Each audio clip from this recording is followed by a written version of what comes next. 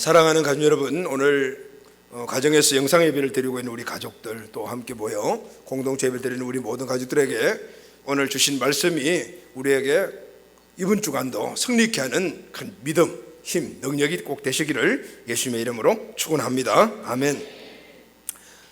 코로나로 인해 가지고 우리가 예배 모임이 좀 어렵고 또 기도하기도 어렵고 등등 이런 여러 가지 어려움 때문에 우리 신앙들이 예전 같지 않는 모습들을 많이 봅니다.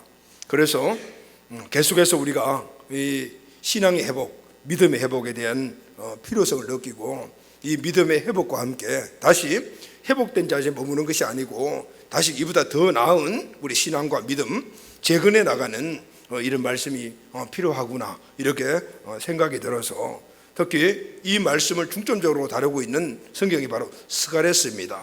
그래서 스가랴서에 나타난 회복과 재건의 메시지를 우리가 함께 나누면서 잃어버렸던 우리들의 역동성, 믿음들이 회복되고 신앙이 다시 재건되는 이런 역사 꼭 있게 되기를 바랍니다. 아멘. 자, 오늘은 10장을 시작을 하면서 이 스가랴서가 전체적으로 두 부분으로 나눠져 있습니다. 자, 1부는 1장에서 8장까지, 그리고 2부가 9장에서 14장까지인데 우리가 지난번 시간까지 1장에서 8장에 있는 중요한 말씀들을 함께 나누었습니다. 오늘부터는 9장부터 마지막 14장까지 말씀을 나누게 되는데 2부에 나와 있는 말씀을 나누게 됩니다. 그러면은 먼저 우리가 이 말씀의 배경을 좀 알아야만이 이 말씀이 잘 이해가 됩니다. 그래서 지난번 우리가 일부러 배웠던 말씀, 그리고 또 오늘부터 시작되는 2부에 대한 말씀을 우리 함께 나누기 전에 이 역사적인 배경을 우리가 먼저 한번 생각해 보기를 원합니다. 이 역사적인 이 배경을 알아야만이 그게 되는 교훈이 우리 마음속에 깊이 와 닿기 때문입니다. 이스라엘 백성들이 바벨론의 포로로 끌려갔죠. 그런데 포로로 끌려가서 70년이 지난 후에 고레스 왕의 칙령이 내려집니다. 그래서 이거 웅웅하는 좀 낮춰주라. 이거 너무 이것 때문에 그런 것 같아. 여기가 그런 것 같아. 49,897명이 예루살렘으로 처음에 굉장히 좋았어. 그대로 놔두면 좋을 것 같은데 만져가지고 더 그런 것 같아. 예루살렘으로 돌아오게 됩니다. 이때가 BC 537년, 다시 말하면은 예수님 오시기 전 537년인데 이때 돌아온 49,897명을 1차 포로 귀환이라 이렇게 말합니다. 1차로 예루살렘에 돌아온 사람들은 총독 스룹바벨과 대제사장 여호수아 그리고 선지자 스가랴 이렇게 해서 돌아오게 되죠. 그런데 이 사람들이 BC 537년에 돌아와서 한 해가 지난 BC 536년에 성전 기초석을 놓고 성전 건축을 시작을 해요. 그러니까 돌아오자마자 1년 만에, 그러니까 돌아오자마자 바로 성전 건축을 시작을 했죠.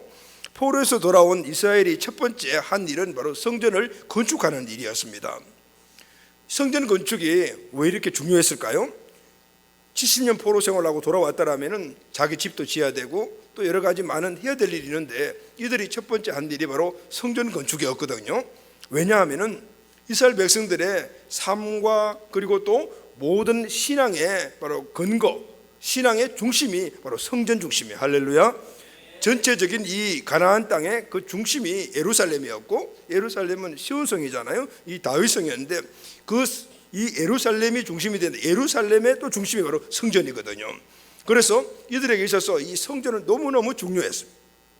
돌아오자마자 바로 성전부터 건축한 것은 이들의 신앙의 중심이 성전을 통해서 이루어졌기 때문에 성전을 빨리 건축해서 우리 신앙이 이곳을 중심으로 다시 예전과 같이 돼야 된다, 이런 의미가 있는 것입니다. 그런데 여러분, 우리가 쭉 배웠잖아요. 1장부터 8장까지 배우면서 나누면서 이 성전 건축이 쉬운 일이 아니었다라는 것입니다. 왜냐하면 70년 동안 이 예루살렘이 비어져 있을 때 이방인들이 이 예루살렘으로 들어와서 그게 땅을 차지하고 이스라엘 백성들이 집을 차지하고 그렇게 살고 있었습니다.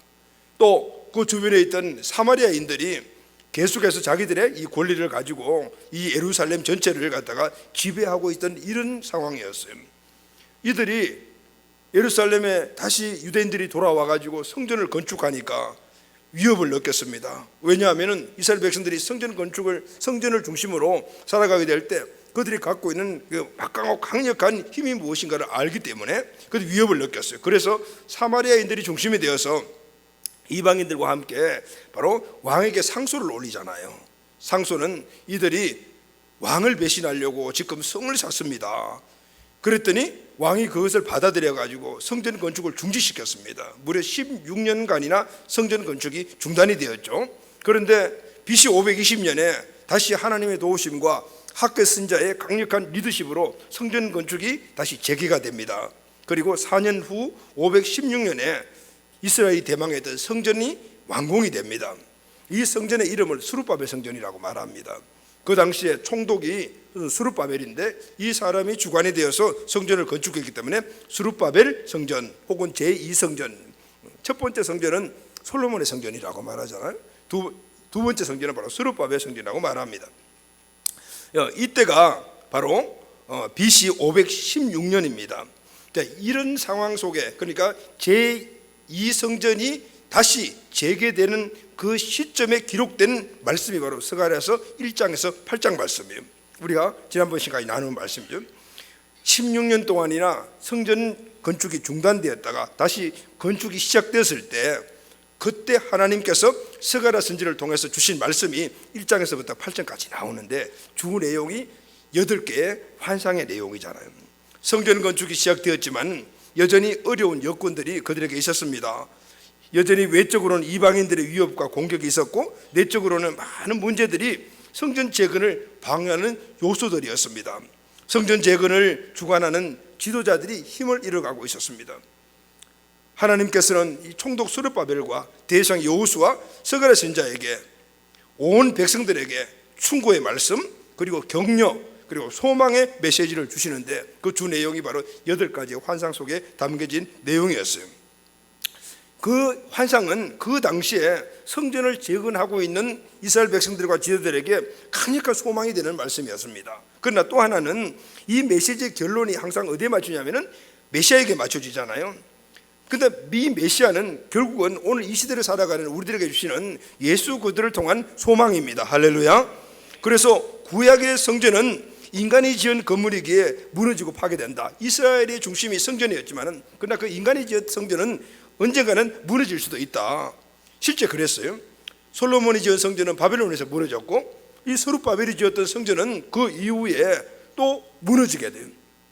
로마에서 무너지게 되고, 그 다음에 헤롯이 지은 성전도 무너지는 것. 인간이 지은 성전들은 무너진다. 그러나 오늘 너희들이 소망을 가지고 중심으로 살아가는 이 성전이 예표하는 메시아, 즉 예수 그리스도는 영원하신 분이시다. 할렐루야.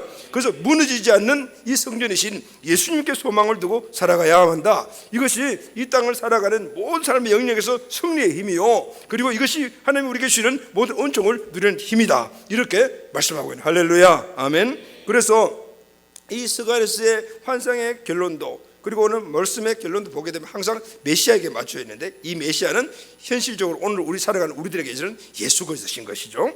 자, 이것이 스가랴서 1장에서 8장까지의 배경과 또 주어진 현 시대 우리, 그리고 그 당시에 이스라엘에게 주신 교훈입니다. 자, 2부가 9장부터 이제 14장인데 이제 9장부터 시작이 되는데, 그런데 1부 끝인 8장, 2부 시작인 이 9장 사이의 기간이 역사적으로는 굉장히 길어요. 성경은 단 한 장으로 되어 있지만 40년이라는 이 기간이 바로 8장과 9장 사이의 기간입니다. 이 9장에서 14장은 BC 516년에 성전이 완공되고 난 이후 약 40년이 지난 BC 480년경에 기록된 말씀이에요. 그러니까 9장과 10장 사이는 8장과 9장 사이는 무려 40년이라는 긴 기간이 있었다, 그 말입니다. 자, 이스라엘이 대망했던 성전이 드디어 완공이 되었습니다. 그런데 성전은 완공이 되고 40년이 지났음에도 불구하고 이스라엘의 그 현실적인 모든 상황들은 별로 변한 것이 없습니다. 여전히 이방인들은 이스라엘 땅과 집을 차지하고 있고, 사마리아인들은 시간만 나면은 이스라엘을 괴롭혔습니다.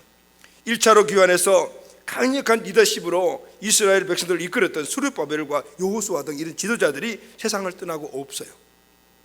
지도자는 있지만은 리더십이 예전만 하지 못합니다. 또 정치적으로는 그 당시에 중건동을 다스리고 있었던 이 바사 제국이 서서히 몰락해가고 있는 그런 시점이었어요. 그러니까 이 중앙정부의 막강한 힘이 멀리 떨어져 있는 이 지방에는 잘 미치지 못하는 그런 상태였습니다. 그러니까 어떤 일들이 일어났겠습니까? 각각의 지방에서 살고 있던 원래 그 토호들, 지방 귀족들, 이런 사람들이 예전에 자기들의 이 권력을 다시 찾으면서 자기 마음대로 하며, 그래서 온 나라들이 혼란스러운 가운데 있는 이런 상태가 바로 이때 40년의 기간 동안에 일어나게 되었던 것. 이런 내외적인 문제는 이스라엘의 내적 침체를 갖고 왔습니다.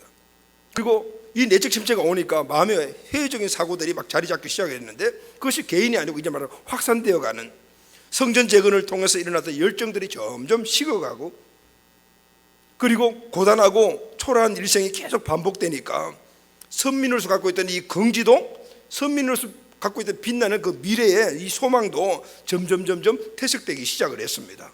가장 큰 문제는 주권자이신 여호와 유일신앙에 대한 열정이 식어가기 시작을 하니까 선택된 백성이라는 이 이스라엘 백성들의 정체성이 막 흔들리기 시작을 했어요.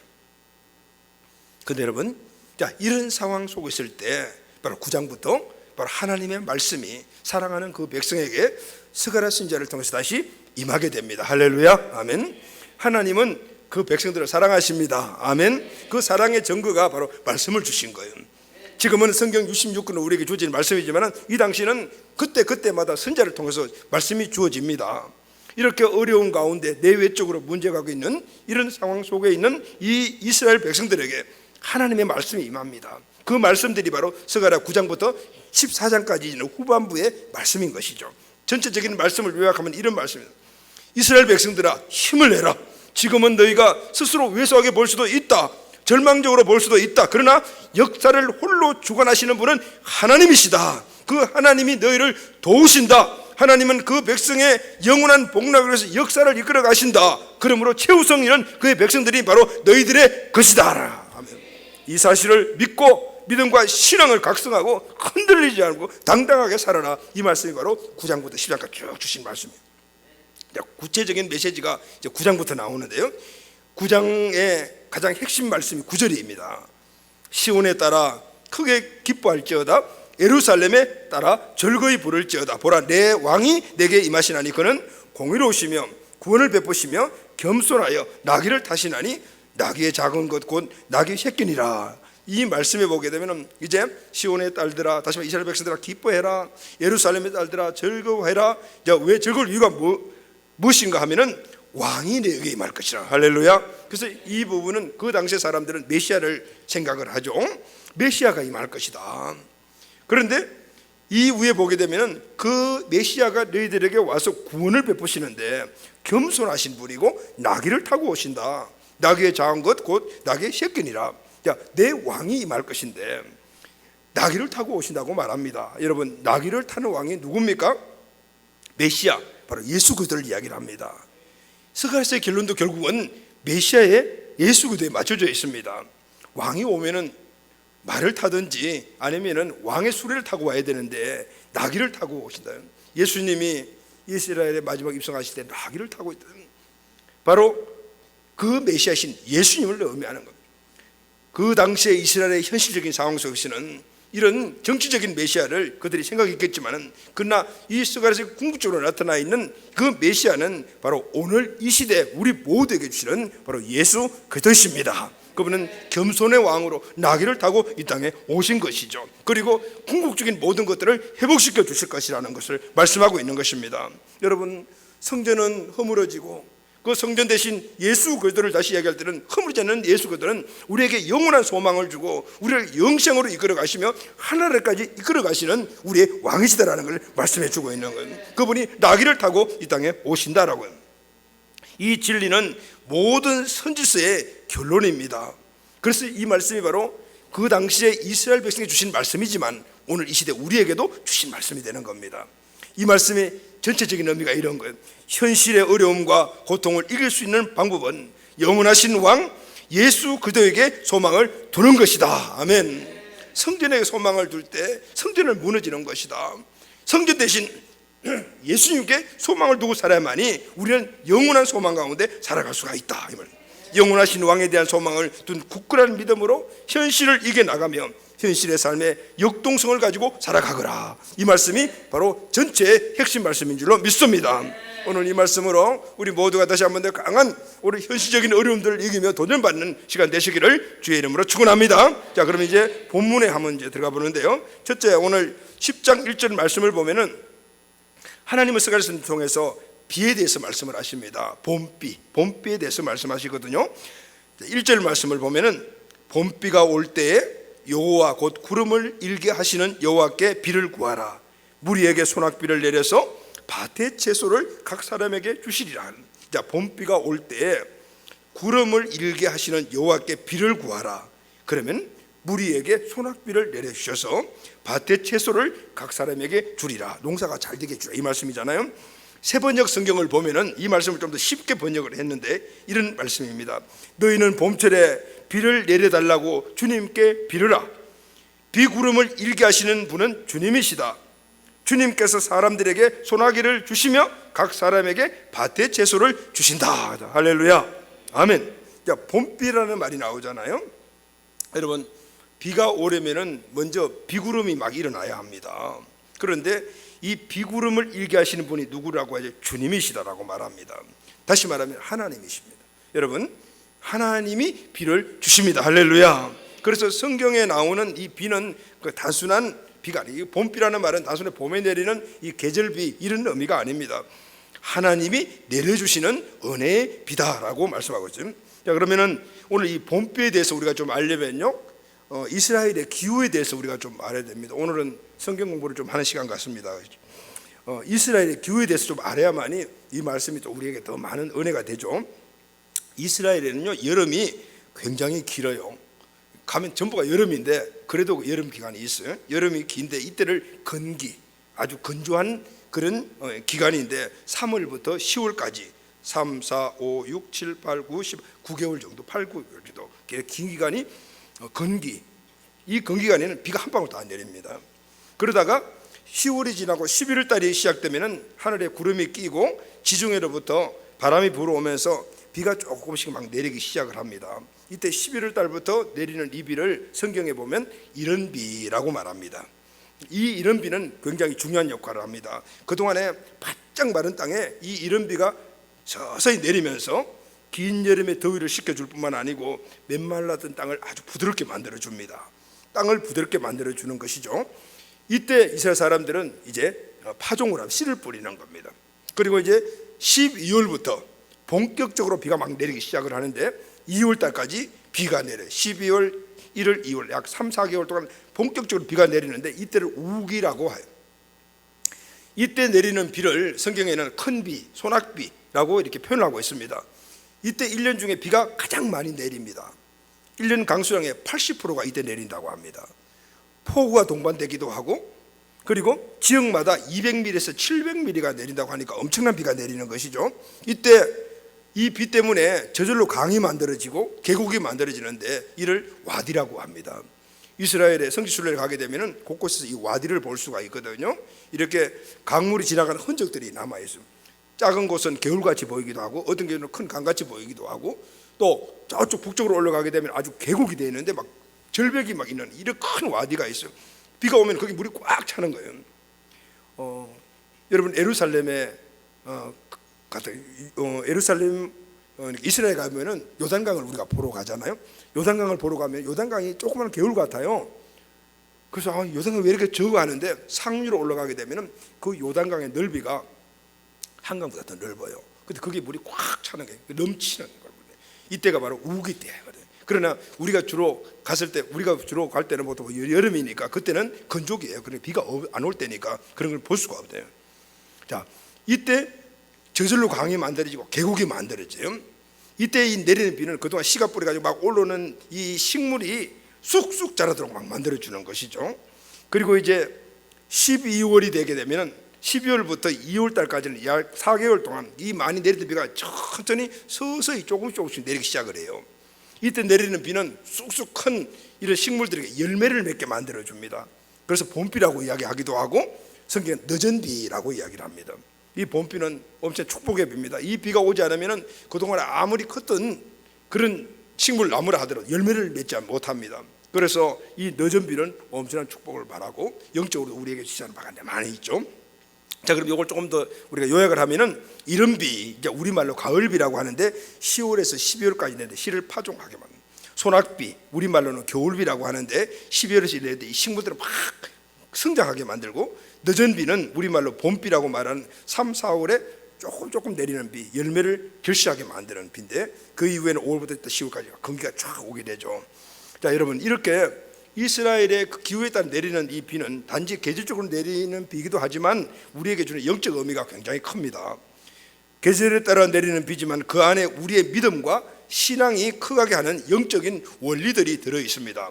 자, 이런 비는 믿음의 씨를 뿌리게 하는 은혜의 비입니다. 할렐루야. 소낙비는 씨가 싹이 되고 가지가 되도록 만들게 하는 그 은혜의 비입니다. 늦은 비는 가지의 열매가 주렁주렁 맺도록 만드는 그런 은혜의 비입니다. 자, 비가 어디서 옵니까? 하늘에서 옵니다. 누가 주십니까? 하나님이 주십니다. 바로 하나님은 오늘 우리 한 사람 한 사람에게 은혜를 베풀어 주십니다. 할렐루야. 우리는 그 하나님의 은혜로 말미암아 믿음으로 구원을 받았습니다. 우리는 그 하나님의 은혜로 말미암아 신앙이 지금 성장하고 있습니다. 우리는 그 하나님의 은혜로 말미암아 열매 맺는 삶을 살게 되는 것입니다. 할렐루야. 이것이 바로 이 이스라엘에 내리는 이 기후에 따른 이 비가 의미하는 영적 의미가 있는 거예요. 그런데 여러분, 가장 중요한 말씀이 있습니다. 10장 1절 말씀 보면은 봄비가 올 때에 여호와 곧 구름을 일게 하시는 여호와께 비를 구하라, 무리에게 소낙비를 내려서, 이런 말씀이 있죠. 여기서 스가랴는 하나님의 말씀 되어나는데 비를 구하라, 비를 구하라. 이스라엘아, 지금 어렵고 힘들지. 성전을 짓고 난 다음에 40년이 지났는데도 뭔가 변화도 없고 뭔가 외적인 것들에 대해서 기대하는 소망들이 이루어지도 않고 무너져 가고 있으니까 얼마나 힘드냐. 지금 너희들이 지금 해야 될 일이 무엇인가? 비를 구하라, 비를 구하라. 그런데 비를 구하라, 봄비가 올 때 비를 구하라. 그러면은 하나님이 소낙비를 주시겠다라고 말합니다. 할렐루야. 비를 구했는데 소낙비를 주시겠다라고 말은 누구에게 주시냐? 각 사람에게 주신다라고 말합니다. 자, 그럼 여러분, 오늘 이 1절에서 말씀하시는 하나님은 어떤 분이십니까? 누구든지 비를 구하면 소낙비를 주시는 분이십니다. 아멘. 이 소낙비는 아까 말씀드린 대로 이스라엘 땅에 12월부터 2월까지 내리는 큰 비, 바람이 불고 창수가 나는 엄청난 비, 네게브 온 사막까지 적시고 이스라엘 전체를 덮어버리는 그 비, 엄청난 빗물, 1년 중 80%의 강수량을 갖고 있는 이 거울비가 내려주시겠다는, 그냥 비를 구했는데 소낙비를 내요. 이 엄청난 비가 이스라엘 전체를 덮고 남는 비인 줄로 믿습니다. 하나님은 오늘 우리가 하나님의 은혜를 구하게 되면 하나님은 우리에게 그 은혜가 어떤 은혜, 그리고 얼마만큼 필요한 은혜를 아시고 소낙비의 은혜의 축복을 주시는 줄로 믿습니다.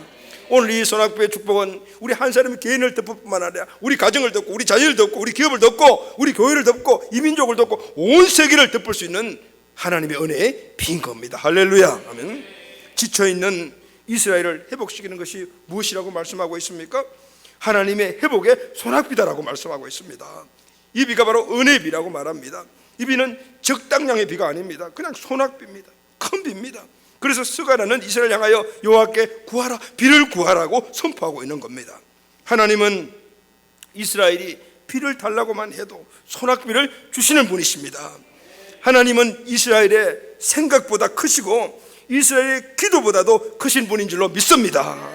이 분이 저와 여러분들의 하나님이심을 믿습니까? 아멘. 하나님은 어떤 분이십니까? 오늘 이 시대에 우리에게 주신 하나님의 은혜가 어떤 것입니까? 에베소서 3장 2절 말씀 보면은 우리 가운데서 역사하시는 능력대로 우리가 구하거나 생각하는 모든 것에 더 넘치도록 능히 하실 일입니다. 할렐루야. 이분이 우리에게, 오늘 우리가 그분에게 비를 구하게 되면은 오늘 우리가 구하는 것보다 더 넘치도록 주시는데 말만 하시는 것이 아니고 능히 그 일을 하실 수 있는 분이신 줄로 믿습니다. 그래서 하나님은 우리가 구하는 것보다 크신 분이시고 오늘 우리가 요구하는 것보다도 더 많은 것들을 갖고 계시며 우리가 구하는 때보다도 진짜 우리에게 꼭 필요한 그 시기, 때가 어딘가 아시는 분이시기 때문에 오늘 우리가 구할 때마다 하나님은 가장 좋은 것으로, 가장 좋은 때에 우리에게 부어주시는 줄로 믿습니다. 오늘 이스라엘 백성들이 바로 이 하나님의 은혜를 회복하라라고 말씀하신 것입니다. 자, 그러면 두 번째는요, 하나님은 이스라엘의 회복을 위해서 은혜의 비를 주시겠다라고 말씀하시고 너희들은 비를 구해라. 그러면은 소낙비를 주시겠다라고 말씀하셨습니다. 자, 그럼 여러분, 이스라엘 백성들은 그냥 나가서 소낙비만 맞으면 됩니까? 아닙니다. 오늘 하나님의 이 회복의 말씀을 가지고 이제 그들은 든든히 세워가야 될, 재건해야 될 일들이 그들의 몫입니다. 그 몫이, 이스라엘의 몫이 무엇일까요? 그것은 바로 회복의 비를 받는 방법이며 이 회복의 비를 받고 그것을 가지고 누리는 방법인 것입니다. 스가랴 선지자는 오늘 본문 2절에서 14절의 말씀을 통해서 이스라엘 백성들이 하나님께 구했을 때 그 하나님의 은혜비 소낙비의 축복을 받는 방법을 말씀을 하고 있습니다. 사랑하는 여러분, 오늘 우리에게도 연애가 넘치기를 주의 이름으로 축원합니다. 하나님이 오늘 한 사람 한 사람, 우리 한 가정들마다 이미 회복에 이 은혜의 소낙비를 준비하시고 구하면 주실 거라고 말씀하셨습니다. 근데 여러분, 하나님이 그 소낙비를 주시더라도 우리는 가서 받아야 되는데 뭘로 가지고 받을 겁니까? 그 받은 그릇이 우리에게 필요한 것이죠. 그래서 여러분, 오늘 우리는 이 받고 누리는 방법을 배워야 합니다. 오늘 본문 말씀을 보게 되면은 이스라엘 백성들이 이 회복의 소낙비를 받는 방법을, 첫 번째는 우상에서 돌아서라 이렇게 말하고요. 무엇에서 돌아서라고요? 우상에서 돌아서라. 우상에서. 2절 말씀을 보면은 그 내용이 나옵니다. 드라빔들은 흩어나는 것을 말하며 복술자는 진실하지 않는 것을 보고 거짓 꿈을 말한 적, 그 위로가 헛됨으로 백성이 양같이 유리하며 목자가 서로 공고에 당하는, 지금 현실적으로 이스라엘 백성이 당하고 있는 어려움들. 자, 그들은 지금 뭘 믿고 있어요? 드라빔을 믿고 있고, 복술자들, 다시 말하면 점쟁이들의 말을 따라 살아가고, 그러니까 그들이 준 거짓 꿈에 취해 있고, 그러니까 이들은 양같이, 백성이 양같이 유리하며 목자가 서로 공고를 당한다. 그들이 가르치는 것이 헛된 것이다. 그런데 백성들이 모르고 그걸 따라가고 있다. 이런 말씀이에요. 자, 이제 너희들은 은혜의 비를 하나님 내려줄 때 그릇을 준비를 해야 된다. 그릇을 담기 위해서는 어떻게 해요? 먼저 그릇에 담겨진 다른 것들을 먼저 비워야 된다. 비우지 않으면 다시 채울 수 없다. 그러면 여러분, 지금 스가랴 선지자가 하나님 말씀을 대언하면서 이스라엘이 비워야 될 것을 무엇을 말씀하고 있습니까? 우상입니다. 드라빔, 복술자들이 말하는 거짓 꿈, 이런 것들을 다 비워라. 이스라엘은 아름다운 성전을 건축했습니다. 그런데 삶이 바뀌지 않았습니다. 그러니 이들은 다시 그들 마음속에 우상들을 담기 시작을 했습니다. 아름다운 성전을 건축하고도 다른 우상을 믿고 있었습니다. 서로 성전을 아름답게 짓는 것도 중요하지만 짓는 것만은 충분하지 않다. 우상에서 떠나야 돼. 아름다운 성전을 지었다고 새 시대가 열리고 새로운 은혜와 축복이 열려지는 것은 아니다, 그 말씀이에요. 자, 여러분, 우리는 어떻습니까? 우리는 아름다운 신분을 가지고 있습니다. 그 신분이 무엇입니까? 하나님의 자녀입니다. 하나님의 자녀는 아름다운 신분을 갖고 있습니다. 그런데 여러분, 더 중요한 것은 신분도 중요하지만은, 아름다운 신분도 중요하지만은 더 중요한 것은 아름다운 신분인 내 안에 무엇이 담겨져 있는가, 이것을 아는 것이 너무너무 중요합니다. 여러분, 우상이 무엇입니까? 우리는 우상하면은 어떤 보이는 신상 아니면 형상, 이런 걸 떠올립니다. 지금도 세상에는 우상이 있고 우상 숭배들이 아주 성행하고 있습니다. 그런데 여러분, 이런 보이는 우상보다 더 큰 우상이 마음 안에 있는 우상입니다. 에스겔 14장 3절 말씀을 보면은 사람들이 자기 우상을 마음에 들이며 이렇게 말하고 있습니다. 사람들이 자기가 우상을 만들어 가지고 그 우상을 자기 마음에 들여놓는다는 거예요. 하나님이 아닌 다른 것들이 마음의 중심에 들이고 그것을 섬긴다. 이게 바로 우상이다라고 해요. 그런데 누가 드리냐면은 자기가 드리는 겁니다. 자기가 우상을 만들어 놓고 자기가 그 우상을 마음속에 들여가지고 그 우상을 섬기는 거예요. 그러니까 결국 누구를 섬깁니까? 자기를 섬기는 겁니다. 그 우상을 섬기라고 이야기했더니 마귀를 섬기는 겁니다. 그러니까 결국은 그 우상이 이끌어가는 것들이 뭘까요? 망하는 곳으로 끌려갈 수밖에 없게 되는 거예요. 왜냐하면 마귀가 이 땅에 와서 마귀의 원래의 목적은 바로 죽이고 도둑질하고 죽이고 멸망시키는 것이기 때문에 결국 그렇게 하는 거예요. 우상이 마음에 꽉 차 있으면 하나님의 은혜의 비를 담을 곳이 없게 돼요. 그래 비워야 된다면. 자, 여러분, 이런 찬양이 있지 않습니까? 내가 주인 삶은 모든 것들을 내려놓고 내 주 대신 주 앞에 나아가 내가 사랑했던 모든 것 내려놓고 주님만 사랑해. 내가 주인 삶은 것, 내가 사랑했던 것들 다 비워야만이 주님을 사랑할 수 있고 주님이 내 인생의 주인이 될 수 있다, 이 말씀이잖아요. 우리가 하나님의 은혜의 손아귀를 받기를 원한다면 먼저 내 마음을 비워야 합니다. 이스라엘이 다시 한 번 더 성전 재건과 함께 그들의 삶이 재건되기를 원한다면 그들 마음속에 있는 우상들을 비우라 그 말인 거예요. 내 마음의 중심에 있는 것들, 내가 주인 삶은 것들, 내가 사랑한 것들을 먼저 비워야만이 그게 손아귀의 은혜가 임하게 될 줄로 믿습니다. 그러면은 내가 주인 삶은 것, 내가 사랑했던 게 뭘까요? 여러 가지가 많이 있겠지만은 가장 큰 것은 물질입니다. 물질이 우상이 되면 그 물질은 내게 나쁜 주인이 돼요. 우상이 되면 나쁜 주인이 돼요. 나를 망하게 만듭니다. 그래서 여러분, 우리는 물질관이 뚜렷해야 되는데 물질은 사랑의 대상이 아니고 사용의 대상이다. 할렐루야. 이 사실이 있어야 돼. 우리가 물질 안 끌려가는 거죠. 물질 우상이 안 되는 겁니다. 또 여러 가지가 있겠지만은 우리 부모들에게는 자식이 우상입니다. 이 자식이 우상인 것은 한계에서 벗어나기가 참 어렵습니다. 사람이죠, 사람.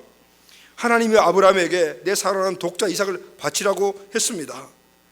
왜 그렇게 말씀하셨을까요? 이삭이 점점 아브라함에게 우상이 되어가기 시작하고 있죠. 그렇게 되면은 어떤 일들이 납니까? 하나님은 아브라함을 복의 근원으로 삼아서 모든 사람들에게 복을 나눠주는 사람으로 만들기를 원하셨어요. 그러려면은 그 복의 근원이 되려면은 하나님이 아브라함의 중심에 근원이 되어야 되는데 아들이 점점 중심이 되어 가니까 하나님의 뜻이 이룰 수가 없으니까, 그래서 하나님께서 아브라함에게 독자 아들 이삭을 바치라고, 죽이라고 이야기를 했던 거예요. 여러분, 회복은 우상을 버리고 하나님께로 돌아오는 겁니다. 할렐루야. 우리가 예배를 드리고 있습니다. 여러분, 어떤 마음을 가지고 예배를 드리고 있습니까? 예배는 일주일에 한 번 내 마음을 가다듬는, 일주일 동안 찌그러지고 힘들었던 마음을 그냥 위로받고 말씀으로 도전받아서 내 마음을 가다듬는 그런 종교적 행위가 아닙니다. 일주일 동안 내가 주인으로 섬겼던 우상을 내려놓고 사랑하는 것들을 내려놓고, 그리고 하나님만이 내 주인이십니다, 하나님만을 사랑합니다, 바로 고백하고 주인을 바꾸는 그 시간이 바로 예배 시간인 겁니다. 할렐루야. 이것이 예배 회복에서 일어나는 하나님의 손아귀를 받을 수 있는 첫 번째 순서예요. 우리 마음을 비우는 거예요. 내가 사랑했던 것, 내가 주인 삶을 비울 때 하나님의 축복이 시작되는 줄로 믿습니다. 두 번째는 우상을 비웠다라면은 그 자리에 앉아 있으면 안 됩니다. 일어나야 합니다. 할렐루야. 하나님을 주인 삼고 하나님만을 사랑하는 자는 일어나게 됩니다. 믿음만 있으면 분명히 일어나게 됩니다. 왜냐하면 하나님의 능력이 그 안에 있기 때문에, 주인 삶은 그분의 능력이 안에 있기 때문에 그 능력 때문에 일어나게 됩니다. 이스라엘의 하나님은 어떤 분이십니까? 오늘 본문 10장 3절 말씀을 보면 이렇게 기록이 되어 있습니다. 내가 목자들에게 노를 바라며 내가 수염소들을 벌하리라. 만군의 여호와가 그 무리 곧 유다 족속을 돌보아 그들을 전쟁에 준마같게 하리라 그랬어요. 지금 이스라엘 백성들을 막 압제하고 힘들게 하는 모든 자들을 하나님께서 다 해결해 주시겠다. 그리고 유다 족속을 돌봐주시겠는데 어떻게 돌봐주냐면 그들을 전쟁의 준마, 이런 전쟁의 준마가 어떤 말이죠? 아주 빠르고 날쌔고 힘 있는 말, 타고 나가면 막 이길 수 있는 이런 준마, 유다 족속을 전쟁의 준마와 같이 만들어 주겠다. 누가요? 하나님이 그렇게 하죠. 하나님은 유다 족속을 전쟁의 준마와 같이 만들어 주시는 분이십니다. 전능하신 하나님을 믿고 따르면 그의 능력으로 우리는 준마와 같이 됩니다. 할렐루야. 그래서 선지서에 보게 되면은 다시 일어나라라는 말들이 계속 나옵니다. 대표적인 말씀이 이사야 60장 1절 말씀이잖아요. 일어나라, 빛을 발하라. 이런 내 빛이 이르렀고 여호와의 영광이 내 위에 임하였음이니라. 일어나라는 말은 뭘 전제합니까? 넘어진다는 걸 전제합니다. 여러분, 이스라엘이 하나님 돌보시면 자주 넘어져요. 오늘 우리도 하나님의 함께 하시면 자주 넘어집니다. 우리는 연약해 자주 넘어집니다. 그러나 일어납니다. 할렐루야. 아멘. 이것이 하나님 믿는 사람과 안 믿는 사람의 차이죠. 우리도 넘어져요. 넘어지지만 일어난다. 그럼 어떻게 일어나는가? 여호와의 영광으로 일어나는 줄로 믿습니다. 하나님을 주인 삼고 주권자로 믿는 믿음이 우리를 일으켜 세워주는 거예요. 다시 말하면 빽이 있으니까 일어난다 그 말이에요. 시편 37편 24절 말씀 보면 그는 넘어지나 아주 엎드러지지 아니하면 여호와께서 그의 손을 붙드심이니라. 할렐루야. 잠언서에 보게 되면 의인에 대한 정의가 나옵니다. 의인이 어떤 사람입니까? 의인은 죄를 짓지 않는 사람이 의인이 아니고, 의인은 7번 넘어지더라도 일어나는 사람이 의인입니다. 할렐루야. 어떻게 일어날 수가 있습니까? 하나님이 이렇게 세워주십니다. 하나님이 이렇게 세우는 믿음이 있기 때문에 일어날 수가 있는 겁니다. 사랑하는 여러분, 오늘 우리의 모든 삶 안에 하나님이 함께 하시며 함께 하심으로 말미암아 그 능력으로 일어날 수 있는 믿음들이 풍성해지기를 주의 이름으로 축원합니다. 자, 우상을 제거하면 하나님이 우리 인생의 주인이 되시고 이 주인의 능력으로 우리가 일어날 수가, 앉아있지 않고 일어날 수가 있어요. 자, 이러면 세 번째는 뭘 해야 되겠습니까? 이때부터는 하나님의 인도함을 받아야 합니다. 할렐루야. 자, 8절 보면은 내가 그들을 향하여 휘파람을 불어 모은 것은 내가 그들을 구속하였습니다. 그들이 전에 번성하던 것 같이 번성하리라. 이제 하나님은 우상을 제거하고 하나님이 주인 삼고, 그리고 일어난 자들은 어디까지 냐면 예전에 너희들이 번성했던 그곳으로 인도하여 주실 것이라고 말합니다. 그런데 여러분, 이 말씀에 보게 되면 휘파람이라는 말이 나와요. 휘파람. 근데 누가 휘파람을 불었습니까? 하나님이, 하나님이 휘파람을 불었습니다. 그리고 누구를? 하나님이 휘파람을 불어서 그들을 불러 모았다고 했는데 누구를 불러 모았습니까? 구속한 자들을 불러 모았다고 합니다. 하나님이 내 백성으로 삼은 이스라엘 백성들을 구속자라고 말합니다. 구약시대에는 양을 치는 목자들은 양을 불러 모을 때 휘파람을 불었습니다. 지금은 호라기도 있고 소리내는 기구들이 많으니까 그런 걸 사용할 수 있지만은 그때는 그런 것이 없었습니다. 그러니까 휘파람으로 양들을 불러 모은 거예요. 이스라엘의 인도자가 하나님이시다. 하나님은 그들을 인도하실 때 휘파람으로 인도하신다. 그래서 이스라엘은 하나님의 양입니다. 양은 주인 대신 하나님의 인도함을 받아야 합니다. 시편 100편 3절 말씀 보면요, 여호와가 우리 하나님이신 줄 너희를 알지니라. 그는 우리를 지으시니요 우리는 그의 것이니 그의 백성이요 그의 기르시는 양이다 라고. 이스라엘 백성은 하나님의 양이에요. 그래서 시편 23편을 보게 되면은 유명한 말씀이 나오잖아요. 여호와는 나의 목자시니. 여호와의 목자. 키워드가 여호와라는 말입니다. 1절부터 6절까지 여호와로 시작을 해서 여호와로 끝납니다. 여호와가 하시는 일이 5가지가 시편 23편에 나오는데 2절에 보면은 푸른 풀 맑은 물가로 인도하시고, 3절에 보면은 영혼을 소생시켜 주시고, 4절에 보면은 지팡이와 막대기를 보호해 주시고, 5절에 보면은 내게 상을 베풀어 주시고, 6절에 영혼이 함께서 하신다. 여호와가 다 하신다는 거예요.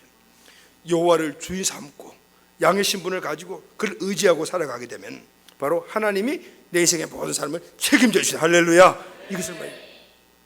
여호와가 나의 주인이십니까? 그렇다면 그의 인도함을 받아야 마땅한 것이죠.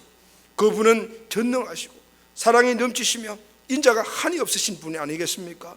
그분은 그를 주인으로 삼고 따른 자들에게 승리케 하시며 푸른 물바다를 인도하시며 번성번영의 예전의 축복의 현장으로 인도하시는 분이신 줄로 믿습니다. 오늘 이 은혜가 우리 공동가족들에게도 넘치기를 주의 이름으로 축원합니다. 그럼 네 번째는요, 우상을 제하고 하나님이 주인되어 일어났고 인도함을 받습니다. 그럼 이제는 어떻게 해야 될까요? 이제부터는 하나님이 인도함을 받을 때 전적으로 하나님만을 믿고 따라야 합니다. 11절 말씀을 보면 내가 그들이 고난의 바다를 지나갈 때 바다 물결을 치리니 나일의 깊은 곳이 다 마르겠고 아수르의 교만이 낮아지겠고 애굽이 없어지라. 여기 보면 고난의 바다를 지날 때라는 고난의 바다. 여러분, 하나님의 인도함을 받는다고 해서 우리에게 고난의 바다가 없어지는 건 아닙니다. 큰 물결이 덮쳐옵니다. 하나님과 동행하고 있음에도 불구하고 나일강과 아수르의 교만과 애굽의 규가 우리를 찾아와서 우리 힘들게 만들고 어렵게 만들어요. 그러나 이런 일들이 우리에게 있다 하더라도 우리는 여호와를 따르는 것을 포기하면 안 됩니다. 할렐루야. 하나님은 능히 나일강을 말리시고 아수르를 낮아지게 하시며 애굽의 규를 없애시고 이스라엘을 지나가게 하십니다. 할렐루야. 이 말씀 중요합니다. 지나가게 하십니다. 아멘. 지나가게 하십니다. 할렐루야. 여러분, 이 사실을 우리 믿어야 합니다. 수많은 어려움들이, 바다의 물결이, 애굽의 아수르의 그런 외적인 이런 공격이 있다 하더라도 이스라엘에게 온다 하더라도 그것은 지나가리라는 겁니다. 이스라엘 백성들아, 그것은 지나가는 것이다. 이렇게 말씀하고 있는, 그 지나가게 하시는 분이 누구인가? 바로 여호와 하나님이시다라는 겁니다.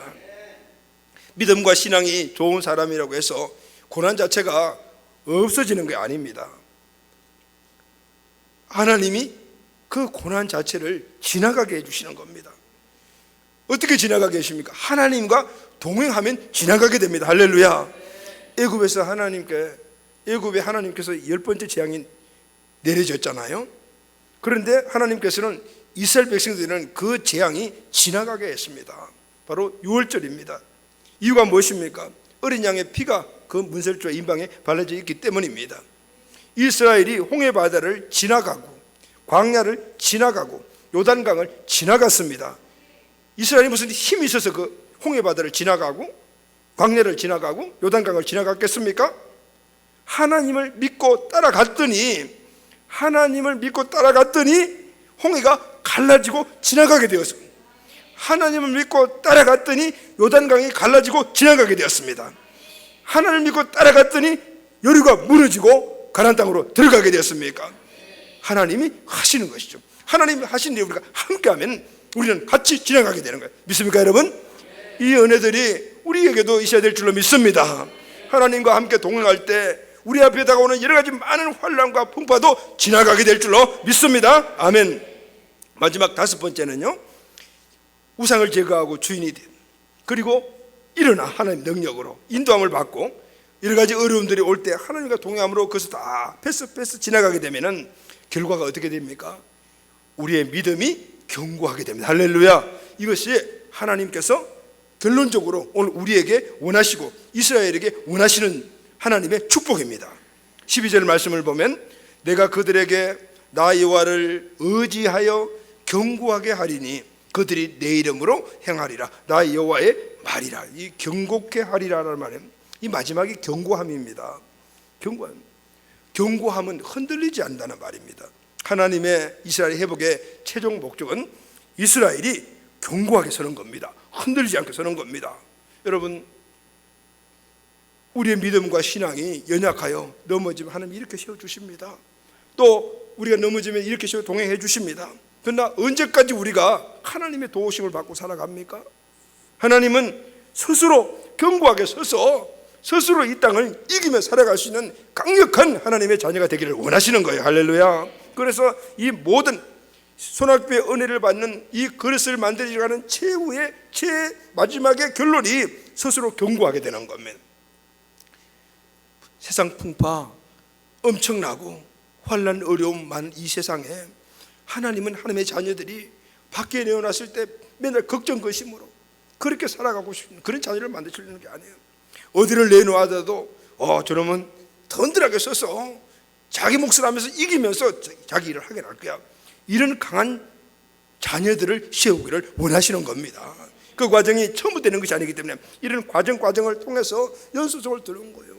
이 세상은 주님 오시는 그날까지 항상 이 상태로 있기 때문에 하나님의 자녀들이 어디서든지 하나님의 도우심으로도 분명히 이거 승리하게 되는 걸 믿지만은 그러나 스스로 견고한 믿음을 가지고 이기를 원하시는 거예요. 할렐루야. 아멘. 그래서 여러분, 성경에 보게 되면은 여러 곳에서 하나님을 반석이라는 말을 많이 사용합니다. 시편 18편 2절에 보면은 여호와는 나의 반석이시요 나의 요새시요 나를 건지시는 이시요 나의 하나님이시니 나의 피할 바위시요 방패시요 구원의 뿌리요 나의 산성이시로다. 시편 32편 3절에 보면 주는 나는 반석과 산성이시니 그러므로 주의 이름을 인하여 나를 인도하시고 지도하소서. 견고함은 하나님을 믿음의 생명. 이 믿음은 온전한 믿음을 말합니다. 견고한 하나님께 딱 붙어 있으면, 다시 말하면 절대 떨어지지 않고 흔들리지 않는 그런 믿음, 이 믿음을 갖고 있으면 바로 견고한 자가 되는 겁니다. 할렐루야. 아멘. 그러면 세상에 두려움 앞에서 흔들림이 없습니다. 넘어지지 않습니다. 넘어져도 그냥 벌떡벌떡 받아 일어나게 되는 겁니다. 신학자 벵겔은 이런 말씀을 했어요. 하나님만 두려워하는 사람은 하나님 외에 그 어떤 것 두려워하지 않는다. 그러나 하나님을 두려워하지 않는 사람은 모든 것을 두려워하게 된다. 그랬어요. 견고함이란 하나님 외에 어떤 경우도 어떤 것 앞에도 흔들림이 없습니다. 이 견고함이 우리가 세상을 이기는 힘입니다. 어디 가든지 넘어지지도 일어나며 승리할 수 있는 힘이요, 의인의 삶을 살아갈 수 있는 힘이 되는 줄로 믿습니다. 사랑하는 우리 가족 여러분, 이 견고함의 믿음이 우리 공동체와 우리 가족들의 믿음이 되기를 주의 이름으로 축원합니다. 말씀 결론하겠습니다. 바벨론 포로에서 돌아온 이스라엘은 힘든 과정을 겪으면서 믿음으로 성전을 재건했습니다. 성전이 재건되고 40년이 흘렀습니다. 아름다운 성전이 건축되었지만 이스라엘의 상황은 별로 달라지지 않았습니다. 이스라엘은 그러자 절망하기 시작합니다. 그러면 여러분, 하나님이 이스라엘을 버리셨습니까? 아닙니다. 하나님의 회복은 계속적인 것입니다. 왜냐하면 주님 오실 그날까지 이런 어려움들은 계속해서 일어나는 것이기 때문에 마귀가 세상의 왕으로 존재하는 한 항상 하나님의 자녀들은 이렇게 공격받고 어려움이 있기 때문에 오늘 그 과정에서 그냥 없애주시는 것이 아니라 그 과정으로서 이기며 나갈 수 있는 그 힘을 가지라고 오늘 주님께서 오늘 본문을 통해서 말씀하시는 것입니다. 하나님의 회복은 계속적인 것이며 그 회복을 받은 우리들은 계속해서 이 재건을 만들어 가야 되기 때문에 성전이 지어졌다고 모든 것이 그냥 당장 새로워지는 것이 아니었다. 우리가 구원받다고 해서 그날부터 당장 모든 것들이 100% 바뀌었다는 것이 아니라는 말이에요. 이제 이스라엘이 해야 될 일, 하나님은 이미 소낙비를 준비해 놓으셨습니다. 그래서 하나님 말씀하십니다. 스가랴를 통해서 이스라엘아 너희는 본비를 구해라. 조그마한 비를 구하도 난 너희들에게 소낙비를 줄 것이다 라고. 할렐루야 아멘. 이 은혜를 받아야 합니다. 그래야말이 경고에 설 수가 있어요. 그러면 여러분 온 이스라엘을 덮고 우리 인생의 삶 전체를 덮을 수 있는 이 소낙비는 어떻게 우리가 받을 수가 있냐. 소낙비가 내리면 받을 그릇이 없으면 다 흘러가 버리잖아요. 이것을 받아야만이 내 것이 될 수 있는데 이 축복의 소낙비를 받으려면 어떻게 해야 되냐. 먼저 마음의 그릇을 만들어 가야 될 줄로 믿습니다. 내 마음 안에 가득 차 있는 하나님 외에 다른 중심에서 있는 우상들을 제거하고 그리고 하나님을 주인 삼고 그걸 의지하고 일어나 따라갈 때 홍해가 있고 광야가 다가오지만은 주님과 함께하는 참된 믿음을 갖고 있으면 통과하게 될 줄로 믿습니다. 이런 모든 과정을 통해서 우리를 견고하게 만들어주신 주님은 이 견고한 자들을 통하여 가나안 땅의 축복, 번성번영의 축복, 하나님의 말씀하시는 이 소낙비의 축복을 풍성하게 공급하여 주시는 것입니다. 이런 것들이 회복될 줄로 믿습니다. 넉넉히 이기는 자가 될 줄로 믿습니다. 하나님의 가장 큰 은혜는 어떤 상황에서 넉넉히 이기는 견고한 자가 되는 것입니다. 사랑하는 베델 가족 여러분, 모두 우리가 이 이기는 믿음, 넉넉히 이기는 이 믿음의 귀한 자녀들이 다 되시기를 예수님의 이름으로 축원합니다. 아멘.